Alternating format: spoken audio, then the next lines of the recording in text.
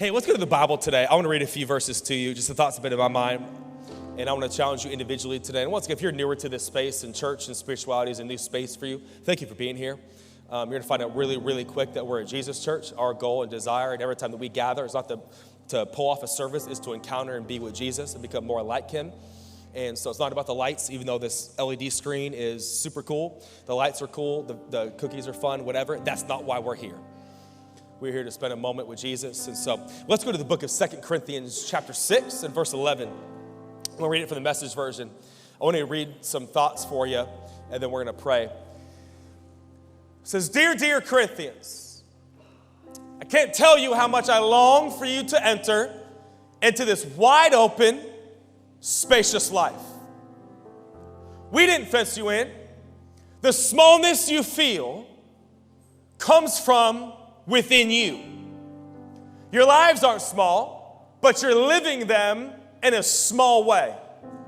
I'm speaking as plain as I can, is with great affection. I love these sentences right here. Open up your lives. Live openly and expansively.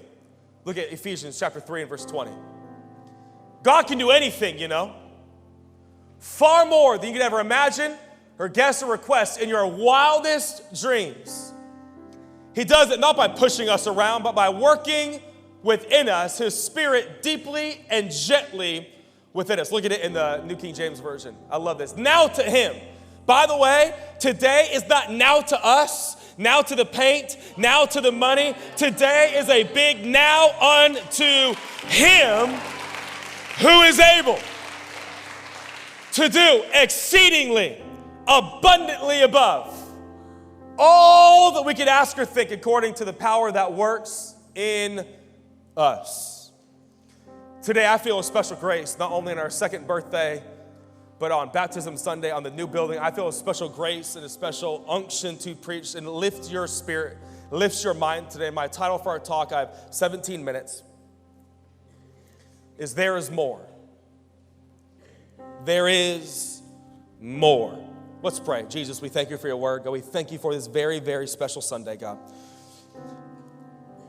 It's phenomenal what you've done in us, God, in the last 2 years. We are so grateful, and I pray truly that today is a unto him moment. All unto the glory of God, unto your glory, unto your fame, unto your power, God, unto who you are, not unto us today, Jesus. We thank you that Tom Brady did not win the Super Bowl again this year. You are so faithful. God, we thank you the Blazers are going to play much better this second half. In my name I pray. Everyone said? Amen. I was on vacation here, I think 2 years ago in the summer. I was with my parents and my sisters and then our family, me, Julia, and the kids. And my son was like, Dad, I really want to go on the lake. I want to go on the lake. There's a big lake in the middle of Black Butte. And my son was like, I want to go on the lake. I'm like, okay, buddy. So we got into the lake and we're going to get in. And then he sees a paddle board. He's like, I want to go on the paddle board. I was like, okay, and we go down, there's like one left. So we get on this paddle board, he puts his life vest on, we're on this paddle board, and the lake isn't that big, right? It's not what you think of. It's more like a pond, like a really big pond. It's like this massive lake, and so I don't see any other outlets, any other things, so we just go around in a circle, and I'm like, is this it? This is all we got. So we go around again, and the cruise is like, one more time, Daddy. I'm like, cool, let's do this. And I'm like, buddy, we paid like $100. We're going to be here all day, by the way. You better get used to going in circles around this pond. So we keep going, and he's like, Daddy, I'm done. Daddy, I'm done. I'm like, okay. We go back to the front, and the lifeguard is there who we rented the paddleboard from, and he was like, you're done already? And I was like, we went around 4 times. There's nowhere else to go. Like, this is it. And he's like, no, there's streams, there's other avenues, there's other outlets. You can be gone for hours. I was like, well, calm down. I want like 20 minutes worth, not like hours. I'm not trying to be here all day. But he was like, no, like you can spend all day out there. I was like, what are you talking about? All I see is this one pond. That's it. And he goes, go to that tree, and around the bend, there's an outlet that takes you to a whole nother side of Black Butte. And I was like, great. So Chris is like, Dad, let's go. So we get back on the paddleboard, and we're gone all day. Like, there's ducks, and there's like birds, and we're swimming, jumping out. We had this amazing day. And it's interesting that I just thought that pond was it. All right, this is what we're doing. This is what we paid $100 for. Thanks for the 40 minutes of going in a circle. And then the lifeguard, who knows what's there, who's done it before, goes, no, there's more, you know. There's more to this pond than you realize. There's other outlets, there's other ways for you to go. I want to ask you, have you ever been serving Jesus or following Jesus and you've ever had the like, is this it? Okay, we go to church and we give and cool, I served a couple of times. Like, is this it? I want you to hear my phrasing today and get this in your spirit. There is more. There's other outlets, there's other avenues, there's other streams. There are more to Jesus and there is more to what you are living right now. I want to put 2 Corinthians 6 back up. I want to ask you today, if you had to write a letter and someone's like, how's your life going? Would you say, my life is expansive. My life is wide open. My life is spacious. Would you use that wording, that I'm living a big life, a spacious life, an expansive life. I'm living big. And then he says, well, you're not. And he goes, well, we didn't do this to you. We didn't fence you in. And this sentence is so powerful. The smallness you feel is coming from within you. I wonder how many times you've blamed them for your smallness. Yeah, well, if she wouldn't have, and if they didn't have. And I'm not saying what they did wasn't fair or valid. All I'm saying is, how often do we blame our smallness on them?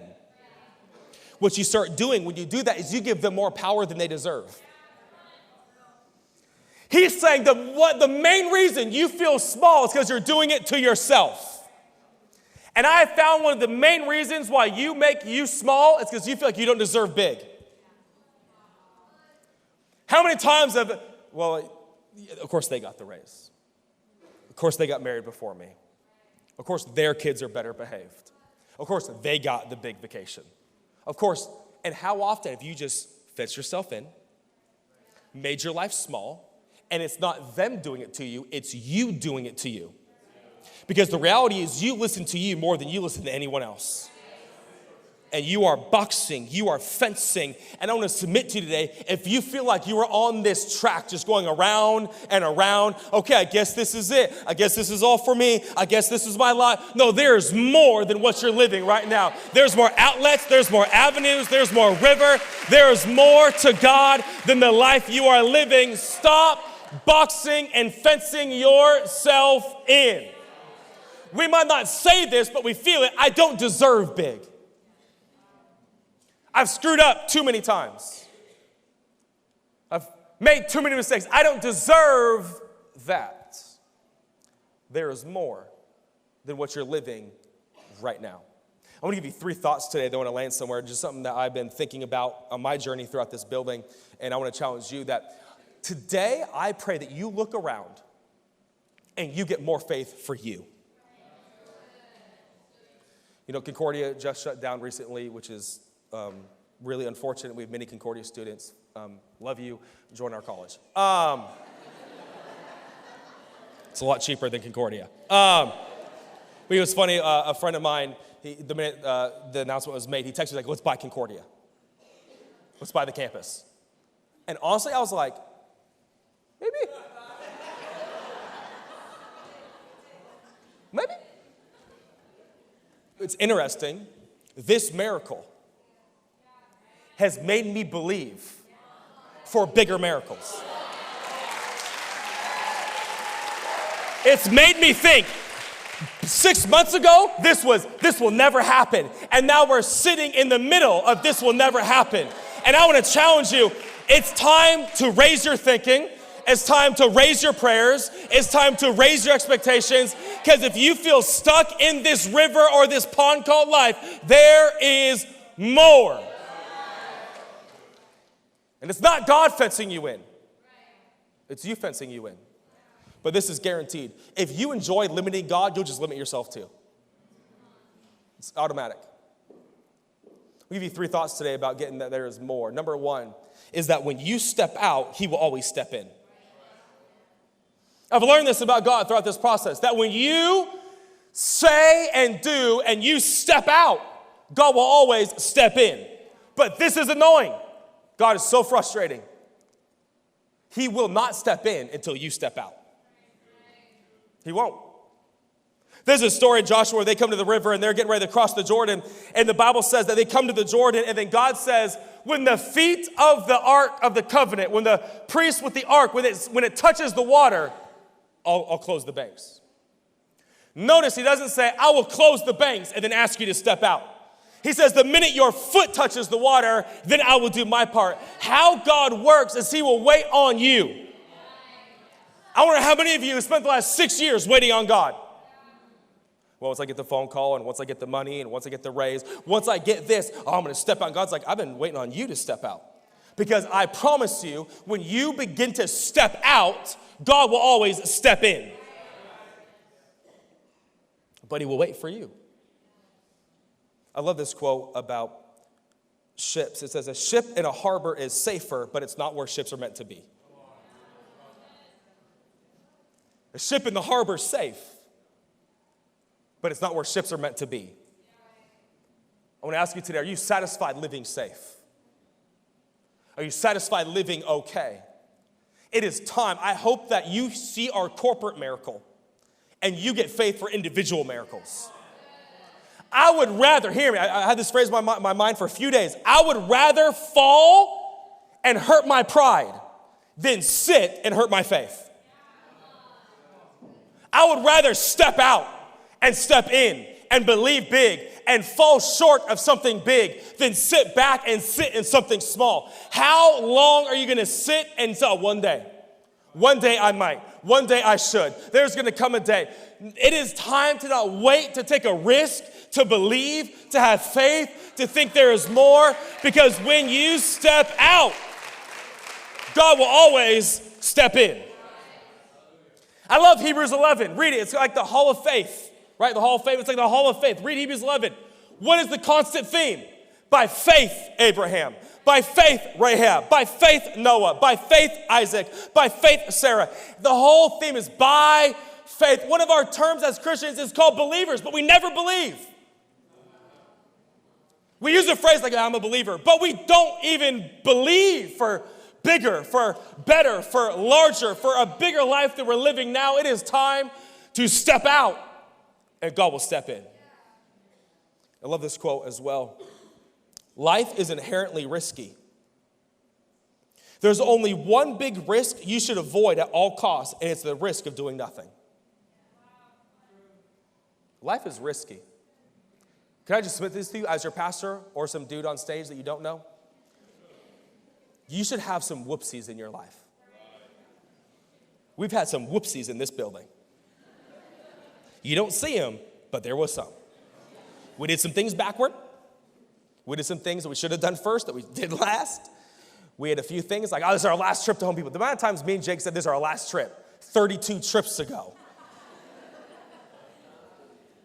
There's been some whoopsies. There's been some, but when you step out and you begin to learn and stretch your faith and stretch your thinking, there is more. If I could just lean up to you and look at you in the face, there's more for you. There's another world you're not living in yet. But it's going to take you to step out. Number 2 is God dreams don't live in your comfort zone. Do you know how uncomfortable this building has made me? Do you know how uncomfortable you have made me? You as a church, the growth. Do you know how many times throughout this process, the last 3 months, I've told myself, I can't do this. I'm not equipped. I'm inadequate to do what we are doing. Our finances are inadequate. My leadership is inadequate. What 2-year-old church buys a 30,000 square foot building, remodels the whole thing, and decides just to move into the neighborhood and take over? Not very many. I want to submit to you, if you feel comfortable, you are not living a God dream, you're living a man dream. If you don't feel overwhelmed, if you don't feel like I shouldn't be here, if you don't feel I'm a little bit over my head, you've stopped saying yes. You've stopped saying yes. Because when you are living a God dream, more often than not, you're like, this is too big for me. This is out of my comfort zone. This is not what I wanted. This is different than I thought. This is how faith works. Faith doesn't come into your comfort zone and leaves you out. Faith stands in the promise and asks you to come. Faith will always stand outside of your comfort zone and say, take a few steps and take a few more. God's dreams will never live in your comfort zone. So if you feel super comfortable right now, there's more. If you feel in control, there's more. If you feel safe, there's more. I've heard preachers say, and no disrespect to how he disagree, which is my opinion, well, if you have fear, then obviously faith is not there. I would submit that maybe the reason you are feeling fear is because you said yes to the faith. There have been moments I've been scared throughout this process. This morning, writing checks with a lot of zeros that I wanted to keep. I was like, after we started raising money, I was like, let's just stay at the VMAC and like pay to blow the train checks up or something. I don't know. Let's just stay here for a bit, right? Like this whole trip has been uncomfortable. But I've learned in my discomfort, God lives there. God lives in the discomfortable. He lives in the scary zone, the faith zone. Some of you, it's time to stop talking about one day, one season, sometime in the future. It is time to start stepping out. Take some more risks. Have some more faith. Believe that God is bigger. Believe there's more for your life. There's more for your marriage. There's more for your business. There's more in your finances. There is more for your kids. There's more than the life you are living right now. It is time to get out of the circle of the pond, going around and around and around and around. At some point, we have to put our shoulders back and go, there's more to this life, and I deserve to live in the more. But God's dreams will never live in your comfort zone. The third point, this is where I want to land just for a little bit. I got my loaf of bread up here. The team's mad at me for ruining the stage, but. Third point, follow me. He will only give you provision for the day, not the trip. Okay. Hopefully at this point, you're like, all right, there's more. Okay? Hopefully I've got you there so far. If you're not there, stop checking Twitter. Okay, so hopefully at this point, you're like, I think there's more. So this is what starts happening. We're here at the beginning of the trip. God's at the end of the trip. And we're like, all right, well, if I'm going to do the more, if I'm going to buy a building, if I'm going to start the business, if I'm going to go back to school, if I'm going to start the other end of the business, the other avenue for the business, I need resource. I need provision. And what we think God does is he gives us the entire trip's worth in one day. All right, well, I'm asking you to come on this trip. Here's all of the provisions you need. That's what we want. That's what we think we deserve. That's what would make us move. But I've learned this is what God does. He starts us on this journey, and he goes, here's enough for today. You're like, it's not enough for the trip. I know, it's for today. Because this is the catch. If you only have enough for the day, tomorrow you have to wake up and have the same faith that you did yesterday. So then he just starts slowly, day by day. Come on. It's not really enough. I know. Why do you do this? To make sure that you need me every day. So every morning, you have to wake back up and get back on your knees, get back in your prayer closet, get back into faith, get back into mode, get back into movement. So every day, I will give you a day's worth, not a trip's worth. Because if you get a trip's worth, you don't need him anymore. Well, okay, God, I'll buy this building. Give me $2.5 million. That didn't happen. I mean, it did, but not the way I wanted it. Then we start renovating. It's all right, we need 500 grand. God, just give me, I prayed this legit. This is stupid. God, just have someone write me a $500,000 check. Just have some business dude from Nike walk by and talk to him and tell him to give me money. Guess what? It didn't work that way. It's amazing. Every time I thought we were running out of money, I would get a text. 10,000's on the way. Faith would rise again. We'd run out of money. I'd open the mail, $20,000 check. Because God will give you provision every day, every moment, every season, because he wants you to want him more than you want the provision. He wants you to have faith more in him than you do in the finances. And if you know it's a daily thing, you wake up every day, Lord, I need you more today than I did yesterday. I have faith again as I did yesterday. God, I don't know where it's coming from. I don't know who it's going to be. But God, I wake up with the same faith I did yesterday. I wake up with the same need I did yesterday. And God just slowly, come on. What about tomorrow? I'll be there. I gave you enough for today. And then before you know it, you get to the end of the trip and you notice, I never lacked. Now that I think about it, I made it. Think about how many times you thought you wouldn't make it. And yet you're still here. Think about how many times you were told you're not strong enough. And you're here. He will never give you provision for the trip. He will only give you provision for the day. Where does this come from? Book of Exodus and Numbers. The Israelites are going through the wilderness. And God says, I will rain down Chick-fil-A from heaven for you every morning. But he says this, I will only give you a day's worth. And then he says this, if you try to take more than a day's worth, it will rot the next morning. Why would you do that? So that every morning you have to wake up with the same necessity, the same dependency, the same need that you did yesterday. And so God, even in himself, will start giving you portions of the mercy, portions of the grace, portions of the strength. And he's calling you out. He's calling you up. He's calling you in. Why? Because there's more.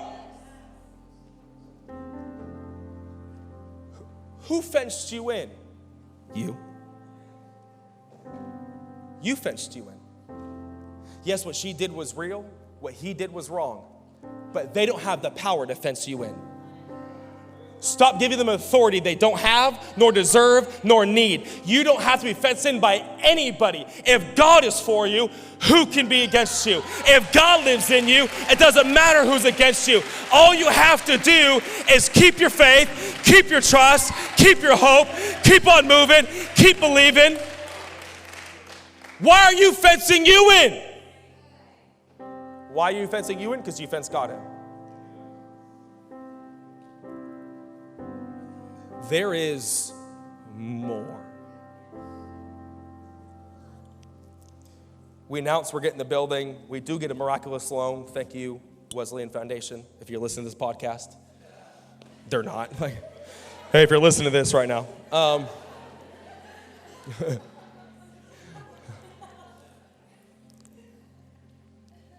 We got a miraculous loan out of nowhere we didn't deserve. We start doing the numbers on what we need to renovate the building, at least the first floor. We haven't touched upstairs or downstairs yet. At least this room and the kids' rooms in the hallways, okay, and some bathrooms. Money goes fast, my God. Carpet's expensive. You're welcome. Just kidding. And I was in a meeting with a pastor.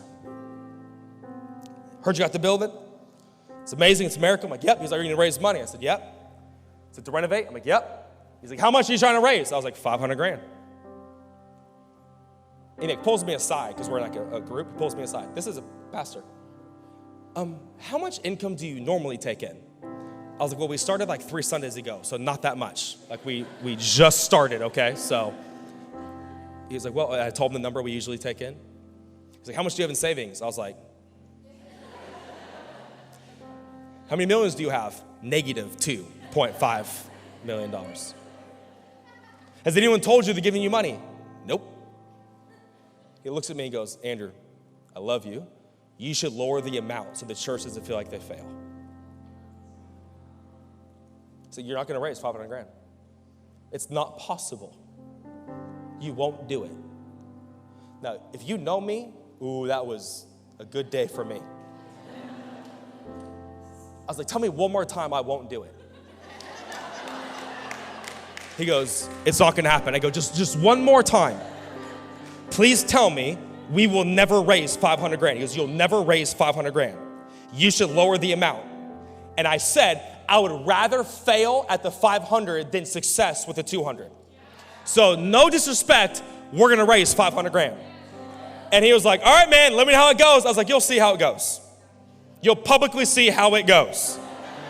Believe me, I will tag you in some posts to make sure you know. By the way, as of last week, we have raised $530,000. I'm telling you what, when you decide to step out, watch God step in the middle of a miracle that should never happen to a building we should never get. There is more. Raise your expectations, raise your hope, raise your faith. Believe bigger than you're believing now. It's time to think bigger. They did a survey with, I think, 30 80-year-olds that are passing away soon. They asked them, if you could look back to your 20-year-old self, what would you tell yourself? All 30 said the same thing. Fascinating. They go, we would have taken more risks. And we would stop caring about things that don't matter. I don't want to get on my deathbed and go, I should have. I could have. I want to die empty. I gave it my all. I had some whoopsies. I had some hairstyles I should have never had. I had some clothes I should have never purchased. I would rather live in, but I stepped out. I live big. I would rather fall and hurt my pride than sit and hurt my faith. Would you mind bowing your head and close your eyes? I want to pray for you as we get ready for baptisms and worship. If you're here today, and I know it's a big room, there's a lot of people. Maybe you're newer to this space, I get it. But if you're here and there's something knocking on your door and you know it, it's not the vibe, it's not the lights, it's not the free cookies, it's none of that. It is the Spirit of Jesus knocking on your door, saying, there's more. And the more starts when you get the God of the more inside of you. And that's Jesus, that's His grace, that is the cross, that is what we call salvation. If you're here today, you're like, man, that's me. I'm not a believer, I'm not a Christian. Maybe I was as a child, or maybe you've never been in church ever. This is new to you. If you're here today, that's me. Would you just lift your hand and wave it at me from the balcony to the wings? If you're in the lobby, if I can see you. If that's you saying, I want to surrender my life today and accept Jesus, would you just put your hand up and just wave it at me so I know who I'm praying for? Just put it up and put it down so I know who I'm praying for. Amazing. Awesome. Thank you. In the balcony, I see you. Anyone else? Quick wave. I see you. I see you. I see you. I see you in the balcony. Anyone else? In the lobby, just wave real quick. I see you. I see you. Anyone else? I see you. In the balcony, I see you. Again, up top, I see you. In the back, I see you. Anyone else? Jesus, I pray right now. Let your mercy come in. Let your love come in. Oh God, we accept this thing called the free gift of grace and Jesus and the cross, God. There is more, and it starts with you, Jesus. We thank you for it. And you're mighty, mighty in my prayer. And everyone said, amen. Hey, we're going to baptisms and worship. Let's celebrate those getting baptized. Let's go into worship today. Let's have a day, church. If you want to stand to your feet, if you're not, go ahead and stand up. We're going to worship.